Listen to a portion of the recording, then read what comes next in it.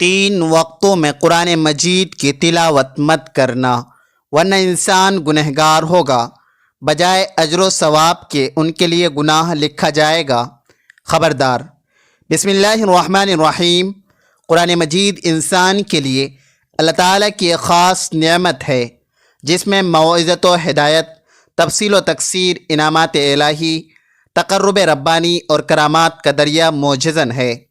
یہ ہر طرح سے انسان کے لیے باعث رحمت، باعث برکت، باعث مغفرت اور ہدایت کاملہ ہے۔ اللہ تعالیٰ کی خوشنودی و رضامندی، برائیوں سے بچاؤ، اچھائیوں کی راہ، آلام و مصائب سے چھٹکارا، دکھ تکلیف، رنج و کلفت سے بچاؤ کا طریقہ، امن و سکینت کا سبب اور رشد و ہدایت، نیز انسانی فلاح و بہبود کا منبع ہے۔ انسان کو صحیح معنوں میں مسجود ملائکہ اور اشرف المخلوقات بنانے کے لیے اللہ تعالیٰ نے خیر و شفا کا یہ منبع سب نبیوں کے سردار اور رسولوں کے امام حضرت محمد صلی اللہ علیہ وسلم پر نازل کیا، اور اس عظیم کتاب کے تھامنے والوں کو سب امتوں سے افضل اور پڑھنے والوں کو سب انسانوں سے بہتر قرار دیا۔ یہ کتاب اللہ کے حضرت انسان اور امت مسلمہ سے حد درجہ پیار کا منہ بولتا ثبوت ہے۔ حضرت انسان اور مسلمانوں کو بھی چاہیے کہ وہ اس عظمت و رفعت کے مرکب کی کما حقہ قدر کرے اور اپنا انگ انگ اس کے حوالے کر دے، تبھی اس کی رحمت و برکات، مغفرت و ہدایت اور قرب الہی و انعامات ربانی کا حصول ہو سکتا ہے۔ قرآن مجید معبود حقیقی اور محبوب و مطلوب کا کلام خاص ہے۔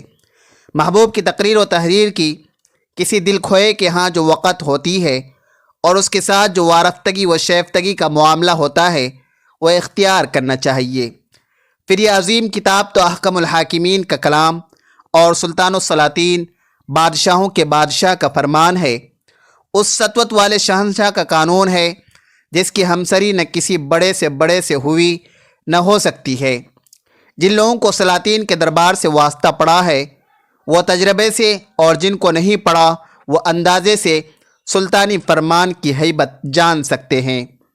کلام الہی محبوب و حاکم کا کلام ہے، اس لیے دونوں آداب کا خیال رکھنا چاہیے۔ قرآن کریم نور ہے، اس کے ذریعے راہ نجات تلاش کی جاتی ہے۔ اس میں شفا ہے، اس سے روحانی و جسمانی امراض سے نجات ملتی ہے۔ اس کے عجائبات و غرائب کی کوئی انتہا ہے، نہ اس کے فوائد کی کوئی حد۔ یہ وہ کتاب ہے جس نے اولین و آخرین، جن و انس کو ہدایت کی راہ دکھلائی۔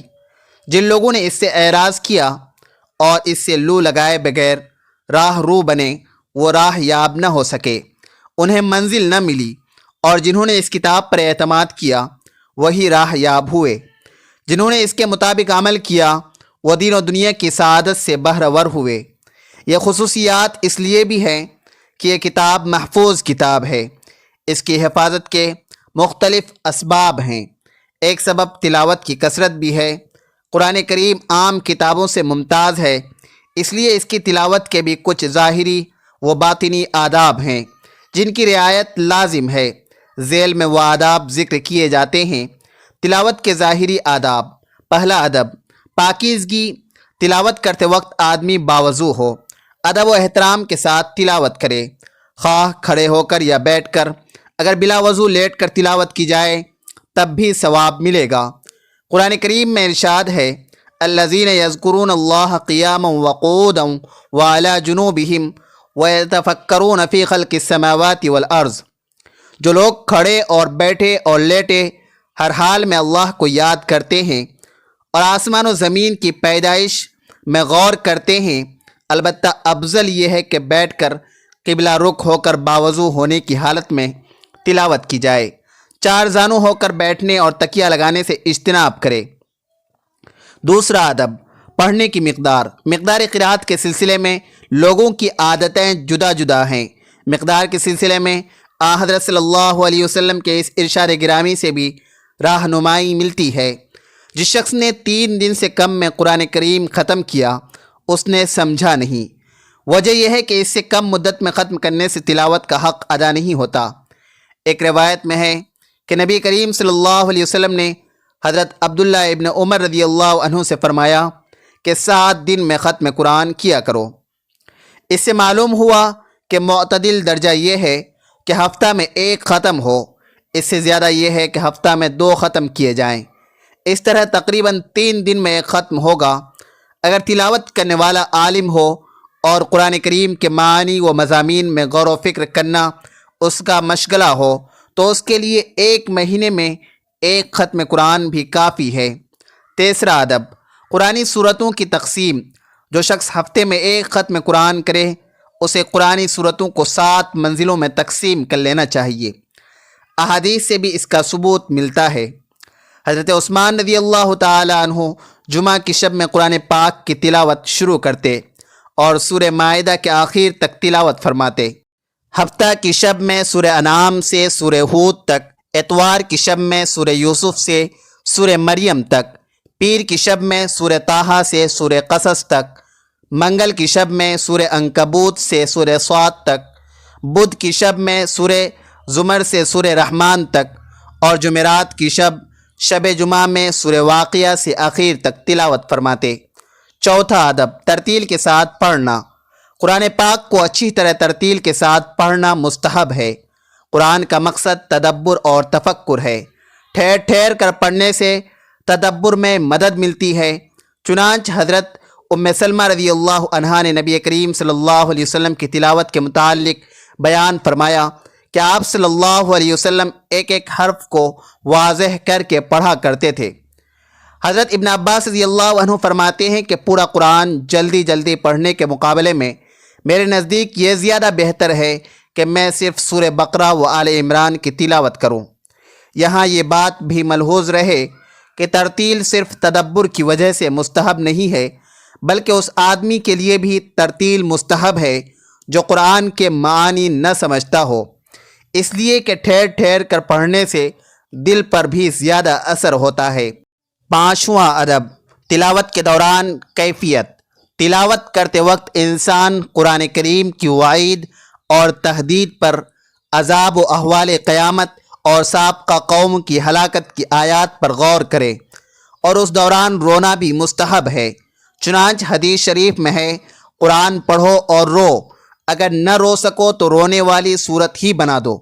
رونا نہ آئے تو انسان اپنے دل پر غم طاری کر لے اور یہ سوچے کہ قرآن نے مجھے کس چیز کا حکم دیا ہے اور کس چیز سے روکا ہے۔ اس کے بعد قرآنی اوامر و نواہی کی تعمیل میں اپنی کوتاہی پر نظر ڈالے، اس سے یقیناً غم پیدا ہوگا اور غم سے ہی رونے کو تحریک ملے۔ رجا و امید کی آیت گزرے تو دعا مانگے اور خوف کی آیت گزرے تو پناہ مانگے۔ چھٹا ادب، آیات کا حق ادا کرنا۔ دوران تلاوت آیات کے حقوق کی رعایت کرے۔ جب کسی آیت سجدہ سے گزرے یا کسی دوسری سے سجدہ کی آیت سنے تو سجدہ کرے، بشرطے کہ پاکی کی حالت میں ہو۔ اگر زبانی تلاوت کر رہا ہو اور تلاوت کرتے وقت یا سنتے وقت پاک نہ ہو تو پاک ہونے کے بعد سجدہ ادا کر لے۔ ساتواں ادب، تلاوت کی ابتدا۔ جب تلاوت شروع کرے تو یہ پڑھے، اعوذ باللہ السمیع العلیم من الشیطان الرجیم، رب اعوذ بک من ہمزات الشیاطین واعوذ بک رب ان یحضرون، اور ہر صورت کے اختتام پر یہ کہے، صدق اللہ العظیم وبلغ رسول اللہ صلی اللہ علیہ وسلم، اللہم انفعنا وبارک لنا فیہ۔ آواز کے ساتھ تلاوت کرنا۔ اتنی آواز کے ساتھ تلاوت کرنا آداب تلاوت میں شامل ہے کہ خود سن سکے، اس لیے کہ پڑھنے کے معنی یہ ہیں کہ آواز کے ذریعے حروف ادا ہوں، اس لیے آواز ضروری ہے، اور آواز کا ادنیٰ درجہ یہ ہے کہ خود سن سکے۔ جہاں تک زیادہ بلند آواز کے ساتھ تلاوت کرنے کا معاملہ ہے تو یہ محبوب بھی ہے اور مکروہ بھی۔ بعض روایات میں بلند آواز سے تلاوت کرنے کو سراہا گیا ہے اور بعض احادیث میں اس کو ناپسند کیا گیا ہے۔ تطبیق کی صورت یہ ہے کہ آہستہ پڑھنے میں ریاکاری و تصنع کا اندیشہ نہیں ہے۔ جس شخص کو ریا کا اندیشہ و خوف ہو اسے آہستہ پڑھنا چاہیے، لیکن اگر اس کا خوف نہ ہو اور دوسرے کی نماز میں یا کسی دوسرے عمل میں خلل بھی نہ پڑتا ہو تو بلند آواز میں پڑھنا افضل ہے، کیونکہ اس میں عمل زیادہ ہے اور جہری قرات دل کو بیدار کرتی ہے، اس کے افکار مجتمع کرتی ہے، نیند دور کرتی ہے، پڑھنے میں زیادہ لطف آتا ہے۔ نواں ادب، تحسین قرات۔ قرآن کریم کو خوبصورت آواز میں پڑھا جائے، تحسین قرأت پر پوری توجہ دی جائے، لیکن حروف اتنے نہ کھینچے جائیں کہ الفاظ بدل جائیں اور نظم قرآنی میں خلل واقع ہو۔ اگر یہ شرائط ملحوظ رکھی جائیں تو تحسین قرأت سنت ہے۔ حدیث شریف میں ہے زین القرآن باصواتکم، قرآن کو اپنی آواز سے زینت دو۔ ایک اور حدیث میں ہے اللہ تعالیٰ نے کسی اور چیز کا اس قدر حکم نہیں دیا ہے جتنا قرآن کے ساتھ خوش آوازی کا نبی کو حکم دیا ہے۔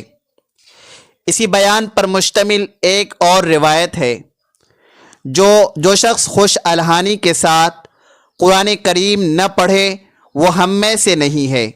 10واں ادب، تلاوت کے بعد دعا، تلاوت سے فارغ ہو کر دعا بھی مانگنی چاہیے، اور اگر اختتام تلاوت پر وہ دعا جو اکثر قرآنی نسخوں کے آخر میں تحریر ہے اللہم ارحمنی بالقرآن العظیم پڑھی جائے تو زیادہ بہتر ہے۔ بعض کتب میں ہے کہ نبی کریم صلی اللہ علیہ وسلم بھی تلاوت کے بعد یہ دعا پڑھا کرتے تھے۔ حضرت اکرمہ جب کلام پاک پڑھنے کے لیے کھولتے تو بے ہوش ہو کر گر پڑتے، زبان پر یہی جاری ہوتا تھا ھذا کلام ربی، ھذا کلام ربی، یہ میرے رب کا کلام ہے، یہ میرے رب کا کلام ہے۔ یعنی اس کو ایک عام فرد کی طرح نہیں پڑھنا چاہیے، صرف بندہ بن کر اپنے آقا، مالک، محسن اور منعم کا کلام سمجھ کر پڑھے۔ اچھی طرح مسواک کر کے وضو کر کے ایسی جگہ جہاں یکسوئی حاصل ہو نہایت وقار اور تواضع کے ساتھ قبلہ رو بیٹھیے، نہایت حضور قلب اور خشوع کے ساتھ اس طرح پڑھیے گویا حق تعالی سبحانہ کو کلام پاک سنا رہا ہے یا اس ذات برحق سے گفتگو کا شرف حاصل کر رہا ہے۔ اگر معنی جانتا ہو تو کیا ہی خوب، نہایت تدبر و تفکر کے ساتھ وعدے اور رحمت و مغفرت کی آیات پر مغفرت و رحمت کا بھکاری بن جائے اور خوب دعا مانگے، عذاب و وعید کی آیات پر کانپ اٹھے اور اللہ سے پناہ و بخشش کی دعا مانگے کہ اس کے سوا کوئی بھی چارہ سعد نہیں۔ جن آیات میں اللہ تعالیٰ کی تقدیس و تحمید ہے وہاں سبحان اللہ کہے۔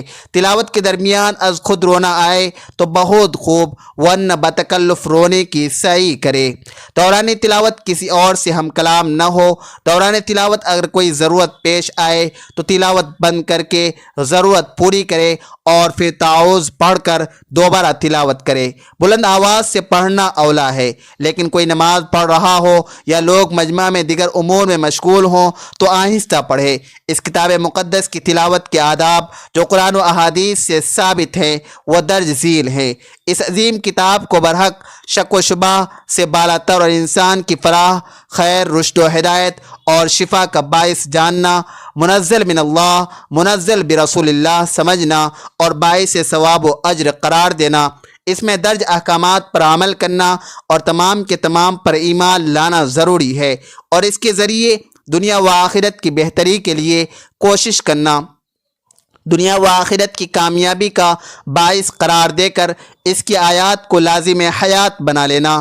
اس کتاب مقدس کو انتہائی پاک جگہ پر رکھا جائے۔ اللہ تعالیٰ نے اس کی صفت بیان کرتے ہوئے مرفوعات مطہرہ کے الفاظ بیان کیے ہیں، یعنی بلند و پاک۔ سو اس کتاب مقدس کو کسی اونچی جگہ اور پاکیزہ مقام پر رکھا جائے۔ اس کو ناپاک ہاتھ نہیں لگنی چاہیے۔ جب بھی چھوا جائے باوضو ہو کر، ہرگز قرآن مجید کو بے وضو نہ چھوا جائے، اور یہ وہ حکم نبوی ہے جو حضرت عمر بن حزم کے ہاتھ یمن کے رؤسا کو بھیجا گیا تھا۔ ناظرین، 3 وقتوں میں قرآن مجید کی تلاوت مت کرنا، خبردار۔ نمبر 1 حالت جنابت میں، نمبر 2 عورتیں حیض کی حالت میں، نمبر 3 نفاس کی حالت میں۔ ان 3 وقتوں میں قرآن پاک کی تلاوت جائز نہیں ہے۔ حالت جنابت میں قرآن کریم چھوئے بغیر زبانی تلاوت بھی جائز نہیں ہے، البتہ قرآن پاک کی وہ آیات جو دعا کے معنی پر مشتمل ہوں، مثلا آیت الکرسی یا قرآنی دعائیں وغیرہ، انہیں دعا یا ورد کی نیت سے پڑھنے کی اسی طرح درود شریف پڑھنے کی گنجائش ہے، تاہم اس کے لیے بھی مستحب ہے کہ ان اذکار سے پہلے وضو کر لیا جائے۔ حضرت ابن عمر سے ابو داؤد و ترمذی میں روایت ہے کہ رسول اللہ صلی اللہ علیہ وسلم نے فرمایا، حائضہ اور جنوبی قرآن سے کچھ بھی نہ پڑھے۔ بغیر وضو کے قرآن پاک پڑھنا تو جائز ہے مگر چھونا جائز نہیں، یعنی بے وضو قرآن کو چھونا نہیں چاہیے، البتہ زبانی پڑھا جا سکتا ہے، البتہ حالت جنابت، حیض و نفاس میں زبانی بھی نہیں پڑھنا چاہیے۔ اگر کوئی سامنے قرآن پاک پڑھ رہا ہو اور وہ غلطی کر جائے تو اس صورت میں غلطی کی درستگی کے لیے جنوبی اور حائضہ کے قرآن پاک پڑھنے کی اجازت ہے۔ ایسے ہی عام معاملات میں کلمات خیر مثلاً الحمدللہ، سبحان اللہ، انشاءاللہ وغیرہ کہنے کی بھی اجازت ہے۔ جب بھی قرآن پاک پڑھے بلند آواز سے پڑھے کہ اس کا سننا بھی باعث ثواب و رحمت ہے، اور اس سے یہ بھی مقصود ہے کہ اگر کوئی غلطی ہو تو کوئی سننے والا درست کر دے۔ امام بخاری نے جامع و صحیح میں باقاعدہ بلند آواز سے قرآن پاک پڑھنے کا باب باندھا ہے، اور حضرت عبداللہ بن مغفل سے روایت ہے کہ میں نے رسول اللہ صلی اللہ علیہ وسلم کو دیکھا کہ وہ اپنی اونٹنی پر سوار تھے اور لچکدار لہجے میں بلند آواز سے سورہ فتح پڑھ رہے تھے۔ کتاب تفسیر بخاری شریف۔ قرآن پاک خوش الحانی اور خوش لہجہ سے پڑھنا چاہیے۔ رسول اللہ کی حدیث مبارکہ ہے کہ تم لوگ اپنی آوازوں سے قرآن پاک کو حسین بناؤ کہ اچھی آواز قرآن کے حسن میں اضافہ کر دیتی ہے۔ اسی طرح بخاری شریف میں باقاعدہ خوش الحانی سے قرآن پڑھنے والا باب ہے، اور حضرت ابو موسیٰ کی روایت ہے کہ رسول کریم صلی اللہ علیہ وسلم نے اس کے حق میں فرمایا کہ مجھے حضرت داؤد علیہ السلام کی خوش الحانی سے نوازا گیا ہے۔ قرآن مقدس اللہ کی عظیم کتاب ہے، یہ برکت والی کتاب ہے، اس کی آیتیں مومنوں کے لیے شفا ہے، اس کے ایک ایک حرف میں 10 نیکیاں اللہ نے مقرر فرمائی ہے۔ قرآن مقدس دنیا و آخرت کی پریشانیوں کا علاج ہے، قرآن مقدس رحمتوں کا خزانہ ہے۔ اللہ پاک ہم سب کو عمل کی توفیق مرحمت فرمائے اور ہمارا خاتمہ ایمان پر فرمائے، آمین۔ ناظرین کمنٹ باکس میں اللہ تعالیٰ کی 99 ناموں میں سے ایک نام ضرور ٹائپ کریں۔ ویڈیو اچھی لگے تو ویڈیو کو لائک کریں، شیئر کریں، چینل کو سبسکرائب کریں۔ اگلی ویڈیو تک کے لیے اجازت دیجیے، خدا حافظ۔